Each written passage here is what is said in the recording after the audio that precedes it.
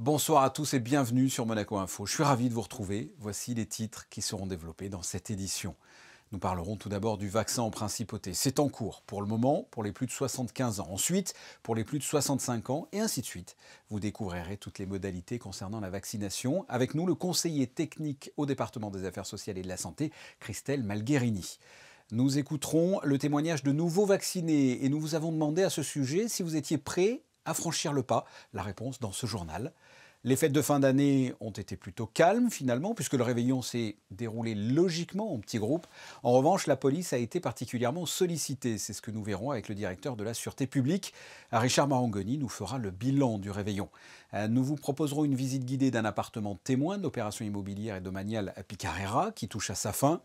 Et enfin, nous vous présenterons le film Bienvenue Monsieur Marshall, film espagnol qui sera projeté mardi prochain au Théâtre des Variétés dans le cadre de Tout l'art du cinéma. Pour débuter ce journal, nous sommes avec Madame Vaccin, j'ai envie de dire. Vous êtes plus précisément le conseiller technique au département des affaires sociales et de la santé. Christelle Malgherini, bonsoir. Bonsoir Fabien. Je viens de le dire dans les titres, nous sommes ensemble pour parler de la vaccination contre la Covid-19. Ça y est, on y est. Les premiers vaccins ont été délivrés. Il y a déjà eu quelques personnes vaccinées la semaine dernière et ça continue en ce moment même. Oui, tout à fait. L'objectif du gouvernement est de protéger la population. Et pour cela, nous souhaitons vacciner le plus largement possible et le plus vite possible. La vaccination des personnes âgées de 75 ans et plus a donc débuté dès le 31 décembre en Principauté de Monaco, en institution, puis au CHPG et depuis cet après-midi au Centre national de vaccination, spécifiquement créé à cet effet, à l'espace Léo Ferré à Fontvieille. Alors pour l'instant, là, ce sont les plus de 75 ans qui ont reçu un courrier. En ce qui concerne cette phase de vaccination, qui va en bénéficier ensuite ? Ensuite, nous souhaitons, dès le début de la semaine prochaine, vacciner les personnes de 65 à 74 ans et également les personnes présentant des risques. Ensuite, nous vaccinerons les professionnels de santé, puis les personnels de secours et de sécurité, pompiers, carabiniers, policiers. Et enfin, plus largement et progressivement, l'ensemble de la population. Vous avez un échéancier, une idée des dates un peu, quand est-ce que les personnes vont se faire vacciner, les plus de 75 en ce moment, après la semaine prochaine, vous l'avez dit, les plus de 65, et ensuite, à partir de quand tout le monde pourra être vacciné ? En fait, le calendrier est déterminé en fonction de la disponibilité des vaccins. Et les vaccins, pour l'instant, sont disponibles ou pas encore ? Alors, nous avons reçu une première livraison du premier vaccin autorisé, celui des laboratoires Pfizer et BioNTech. Nous poursuivons nos discussions parallèlement avec d'autres laboratoires et nous serons en mesure normalement de recevoir très rapidement de nouveaux vaccins, certainement ceux des laboratoires Moderna et AstraZeneca. D'un point de vue pratique, comment ça va se dérouler ? C'est sur rendez-vous ? C'est payant ? Expliquez-nous un petit peu tout ça. La vaccination doit être volontaire, elle est libre et elle sera gratuite. Au niveau du circuit, si la personne est en institution, la vaccination se fera sur place. Si la personne réside en principauté, elle recevra, quand ce sera son tour, elle recevra un courrier avec une notice d'information sur les vaccins disponibles. Il lui suffira alors d'appeler le centre d'appel Covid-19 et puis un rendez-vous lui sera proposé, soit pour se faire vacciner au centre de vaccination Léo Ferré, soit si elle éprouve des difficultés à se déplacer, par une équipe mobile à son domicile. Dans un second temps, la personne pourra se faire vacciner auprès de son médecin de ville ou auprès d'une pharmacie ou d'un infirmier sous prescription médicale. Des personnes ont été vaccinées ce mardi à l'espace Léo Ferré avant de poursuivre. Réaction et on se retrouve après. How do you feel? Fine, absolutely. No difference. Was it hard to do? No, it was very easy. Why did you decide to do that? Well, we'd like to travel a lot, and we're at an age where we're vulnerable, so we thought we'd protect ourselves. We want to try and get back to some normality, and therefore we have decided to take this vaccine. Dès que j'ai su que l'on vaccinait, j'ai pris la décision de venir parce que je pense que c'est une bonne chose. Ça permet de vivre peut-être beaucoup mieux. Nous sommes de retour avec vous, Christelle Malgherini. On parle du vaccin en lui-même. Vous l'avez dit, pour le moment, c'est le Pfizer BioNTech. Pourquoi celui-là? Parce que c'est celui qui était disponible actuellement? Tout à fait, c'est celui qui a reçu la première autorisation en Europe. Un mot peut-être sur la conservation, qui est, paraît-il, un complexe? Ah oui, un vrai challenge. En fait, ce vaccin doit être conservé à grand froid, entre moins 70 et moins 80 degrés. Donc, le gouvernement s'est doté de 2 frigos congélateurs et les a placés au comptoir pharmaceutique méditerranéen.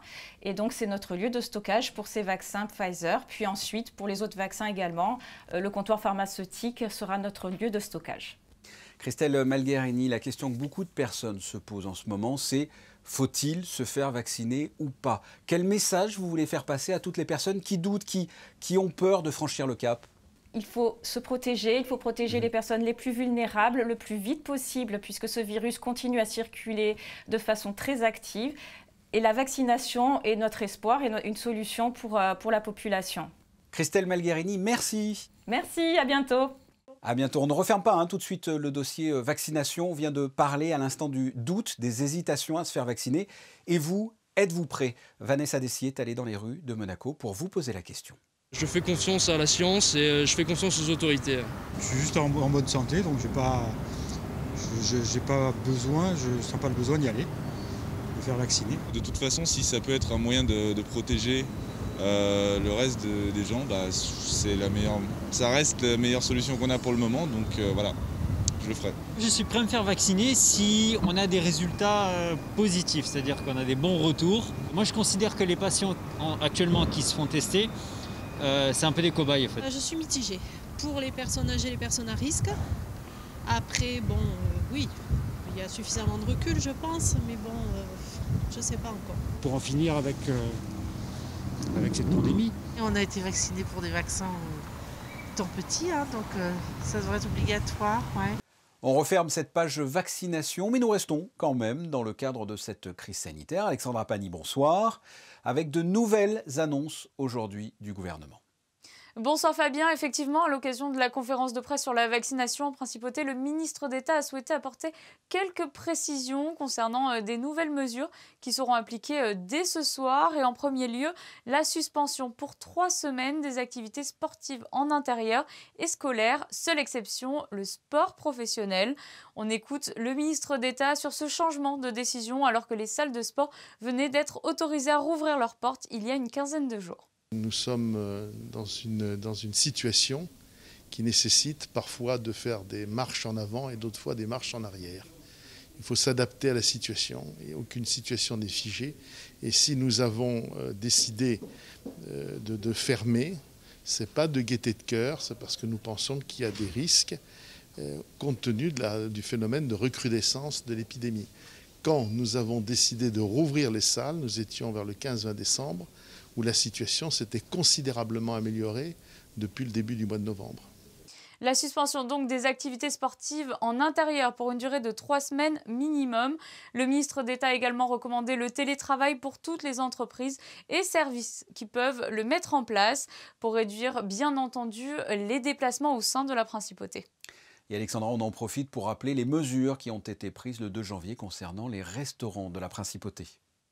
Tout à fait Fabien, depuis début janvier, de nouvelles mesures sont appliquées au sein des restaurants.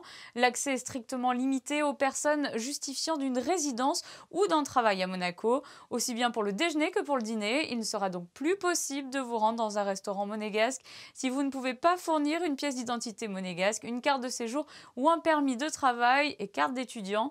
En ce qui concerne le service à table, rien n'a changé. Les plages horaires restent de 11h à 15h et de 19h à 21h30. Les ambiances musicales sont toujours proscrites, tout comme le service sur table basse ou encore les plats à partager. Le nombre maximum de personnes à table reste de 6 personnes. Merci Alexandra. Vous parliez à l'instant des restrictions dues à la crise sanitaire. Nous sommes justement avec le directeur de la Sûreté publique, Richard Marangoni. Bonsoir. Bonsoir Fabien. Un bilan sécurité, si vous le voulez bien. Comment se sont déroulées ces fêtes de fin d'année ? Eh bien écoutez, nous avons vécu une année exceptionnelle, une année difficile, éprouvante. Et les fêtes de fin d'année ont été un petit peu à l'image de cette année avec un service d'ordre, même des services d'ordre, puisque ça concernait les deux fêtes, un peu particuliers, et notamment pour ceux qui concernent le jour de l'an du 31 décembre. Voilà, le 31 décembre au soir, un gros dispositif a été mis en place. Hein. Alors effectivement, un dispositif assez exceptionnel, qui, en application des décisions gouvernementales, comportait 3 grandes phases. La première phase, c'était l'entrée à Monaco. La deuxième phase concernait le contrôle des établissements, des restaurants, des établissements publics. Et la troisième phase était la sortie des restaurants, afin que chacun puisse rentrer chez soi assez rapidement. Et comment ça s'est passé justement ce 31 ? Ça a été plutôt serein, plutôt... On en a parlé, on a même fait un reportage avec, le prince qui est venu vérifier un petit peu comment ça se déroulait. Comment ça s'est déroulé tout simplement ? Écoutez, l'entrée à Monaco s'est bien déroulée. Il y a eu une affluence que je qualifierais de moyenne. On pensait qu'elle allait être plus forte, mais elle a été quand même assez conséquente. On a refoulé un certain nombre de véhicules, puisque, comme vous le savez, à 19h, les frontières de la principauté étaient fermées, puisque nous avons refoulé 601 véhicules. Donc c'est un chiffre assez substantiel. Mais ça s'est passé, je dirais, dans un état d'esprit serein et apaisé. La communication en amont avait bien fonctionné. Et donc, cette première phase du dispositif, l'entrée à Monaco, s'est très bien passée. Quelles étaient les directives données aux policiers, puisque l'on ne pouvait pas, comme ça, rentrer dans Monaco comme on le voulait ? Alors absolument, il y avait 2 conditions. Soit être résident en principauté, soit avoir fait une réservation dans un hôtel de la principauté. Et sous cette condition, on pouvait aller dîner dans un restaurant de la principauté. Il y a eu des débordements, des personnes qui, selon vous, sont passées peut-être entre les mailles du filet ? Alors non, sachez que nous avons établi 87 procès-verbaux, donc nous avons été particulièrement vigilants à l'intérieur de la principauté aussi. Mais je tiens aussi à remercier l'ensemble de la profession des hôteliers et des restaurateurs, parce qu'effectivement, ils ont été de très bons partenaires, puisque la situation était sous contrôle. Eux-mêmes ont été très vigilants, attentifs, ce qui fait que pendant toute cette phase qui est un peu sensible, parce qu'on avait toujours une appréhension sur des risques d'une certaine alcoolisation, il peut y avoir des violences sous les effets de l'alcool, etc., etc. Mais on n'a eu aucun incident. Donc pendant toute la phase, je dirais, du dîner, de la restauration, tout s'est très bien passé. De même que la sortie des restaurants, où là aussi c'était un enjeu fort, parce qu'il fallait que les gens rentrent rapidement chez eux ou rejoignent rapidement leur hôtel. Là aussi, ça s'est passé dans d'excellentes conditions. Et en ce qui concerne comme ça les fêtes individuelles, enfin chez les particuliers, puisqu'il fallait pas de débordement non plus, comment ça s'est passé ? On parlait tout à l'heure de refoulement, enfin des frontières de Monaco.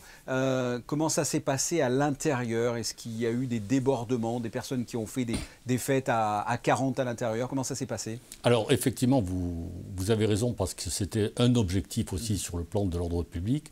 S'assurer que dans les espaces dits clos, ça peut être un domicile, ça peut être une chambre d'hôtel, il n'y ait pas de fêtes sauvages ou de rassemblements qui soient non conformes à ceux qui étaient prévus ou permis.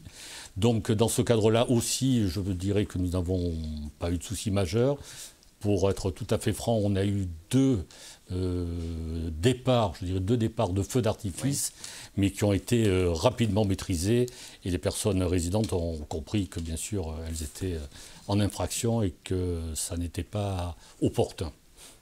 Alors vous avez parlé là, de ces feux, ces départs de feux d'artifice. Est-ce qu'il y a eu vous avez peut-être un droit de réserve, vous n'avez peut-être pas le droit d'en parler, mais est-ce qu'il y a eu des arrestations atypiques, des choses, je ne sais pas si on peut parler d'amusantes, mais originales en tout cas pour ce réveillon ? Alors malheureusement non, je n'ai pas d'anecdote. J'aurais pu en avoir quelques-unes sur les réveillons précédents, où là j'aurais pu être un peu plus volubile.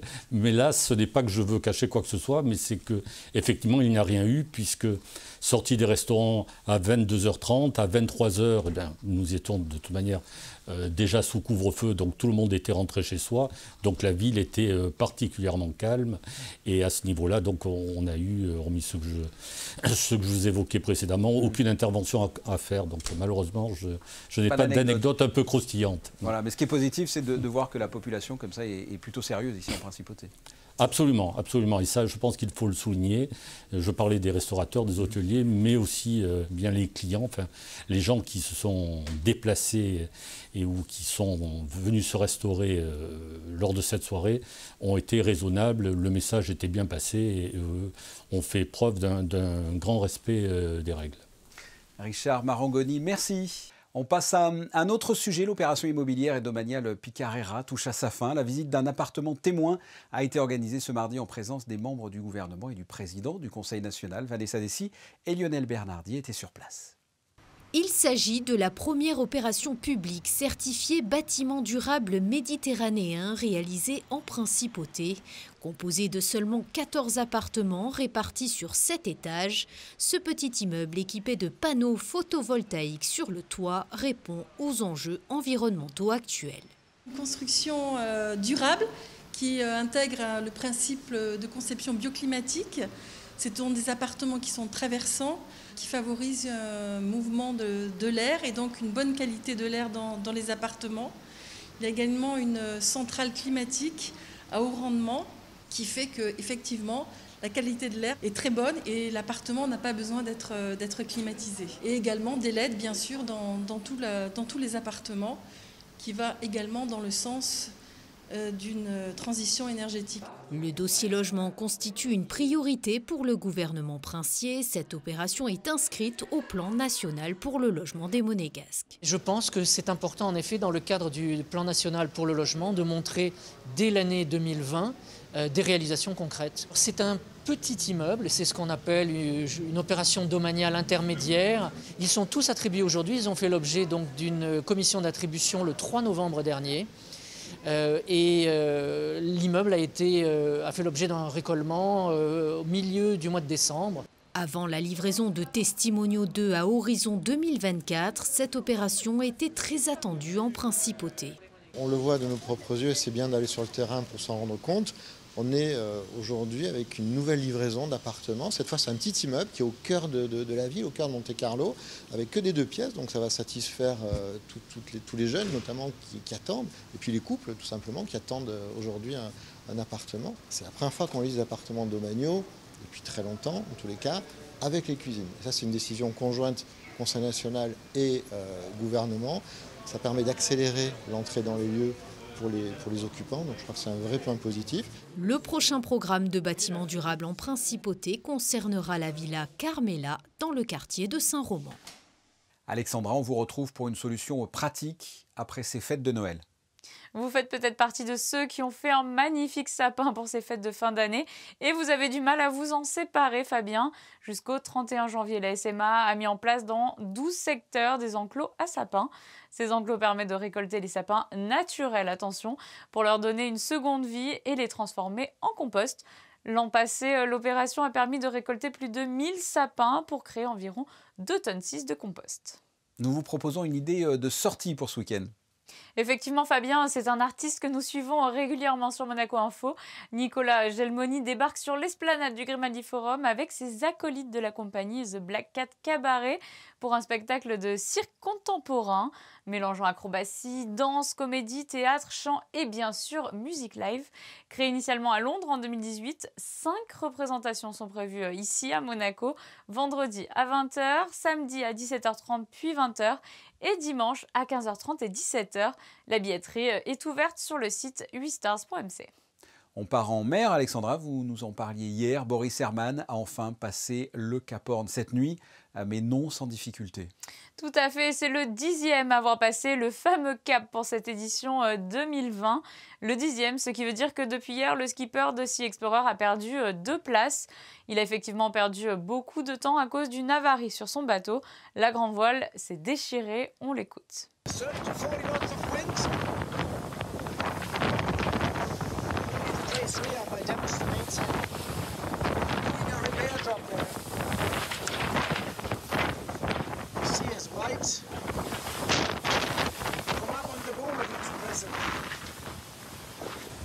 I did a little time to go away from the continental shelf to to avoid any breaking waves. And then I jibe back soon in half an hour. And I, damn it, can't put my mainsail. I damaged the jibe when I took a reef. Reef 3, the battens got under the shrouds and started flapping and so. Another slap in my face a bit, but it puts up my my fighting spirit. I will never give up. I lose mine, so it hurts. Cette avarie est un coup dur au moral et au physique pour Boris Herman, mais vous l'avez entendu, pas de quoi arrêter de se battre. Le Cap Horn est un secteur de navigation très exigeant, souvent redouté par les marins. C'est la 5e fois que Boris Herman le franchit. Il va désormais débuter sa remontée de l'Atlantique en direction des Sables d'Olonne, où il a pris le départ le 8 novembre dernier. On quitte le Cap Horn pour aller en Espagne, ou plutôt pour parler d'un film espagnol projeté dans le cadre des Mardis du cinéma. Comme d'habitude, on se retrouve avec le directeur de l'Institut audiovisuel pour en parler. Vincent Vatrican, bonsoir. Bonsoir Fabien. Le 12 janvier, qu'est-ce que l'on fait? On s'habille en andalou, on prend des castagnettes, on va au théâtre des variétés, c'est ça? On peut faire ça, et puis on découvrira... C'est un stéréotype un peu. Comment? C'est un peu stéréotypé ce que je viens de dire. C'est un peu stéréotypé. On va voir du cinéma espagnol qu'on n'a pas l'habitude de voir. Une comédie des années 50. Voilà, d'un cinéaste Berlanga qu'on a sans doute effacé de nos mémoires. Il a assez peu tourné, une douzaine de films. 3-4 sont sortis en France. Mais celui-là, sorti en 1953, était présenté au Festival de Cannes. Et à l'époque, tous les critiques disaient « formidable, nous vient une comédie du cinéma de la péninsule espagnole à mi-chemin entre les comédies italiennes et puis le cinéma à l'humour anglais, voilà, ce qui n'est pas faux, et le film est vraiment surprenant. Alors c'est bienvenu Monsieur Marchal, on peut parler d'ovni ibérique ou pas? Oui, c'est un ovni à plein de titres, d'abord par son sujet. Le Marshall en question, c'est celui du plan Marshall. Après la guerre. Où les Américains finançaient donc des villes en Europe, à condition après de dépenser américains. Évidemment, c'est donnant-donnant. Montrer que l'Amérique ressort du conflit comme la première puissance mondiale et aussi la première puissance économique. Et donc, le film démarre par un représentant du gouvernement espagnol qui vient dans ce village castillan reculé annoncer au maire que les émissaires américains vont arriver, et évidemment, il faut leur prévoir le meilleur accueil. Parce que c'est la poule aux œufs d'or, en quelque sorte. Oui. Les dollars coulent à flot. Donc, va s'en suivre toute une comédie entre la résistance de certains, d'autres qui veulent évidemment jouer à fond la carte américaine. Oui, parce que ça peut être le rêve américain pour certains, oui, c'est ça. Pour certains, pas forcément pour tous. Et donc ça donne lieu à des situations de comédie qui sont, je trouve, vraiment, vraiment bien ciselées. C'est un film qui encense l'Amérique ou qui s'en moque? C'est un peu les deux. Berlanga est un peu...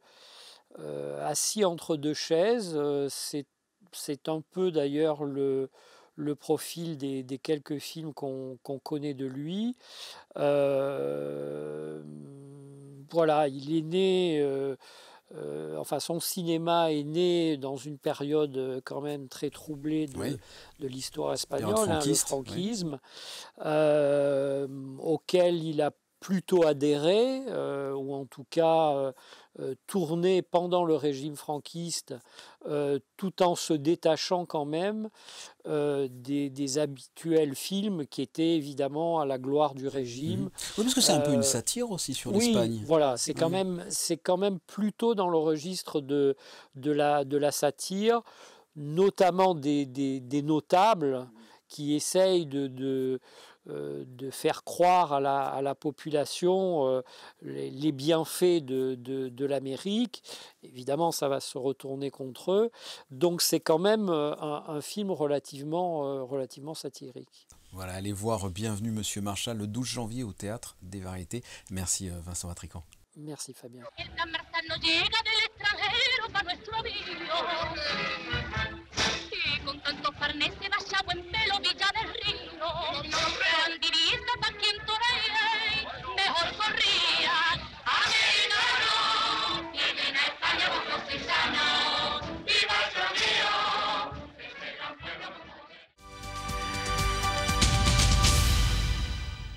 Voilà, Bienvenue Monsieur Marchal à découvrir mardi prochain, 19h au Théâtre des Variétés. Alexandra, on vous retrouve une dernière fois aujourd'hui pour un point météo. La journée sera largement ensoleillée, Fabien, un retour du soleil provisoire, mais un temps sec qui devrait perdurer. Les températures seront fraîches, avec 2 degrés d'annoncés pour la matinée et 7 degrés au plus chaud de la journée. Et nous célébrerons en ce 6 janvier l'épiphanie, Fabien. L'épiphanie, eh bien ce sont justement les photos du jour, des galettes des rois tout simplement sublimées par Michael Elési. Nous serons d'ailleurs demain avec l'abbé Venard pour parler de l'épiphanie et de ses origines. On se retrouve donc demain, même heure, portez-vous bien, à très bientôt, au revoir.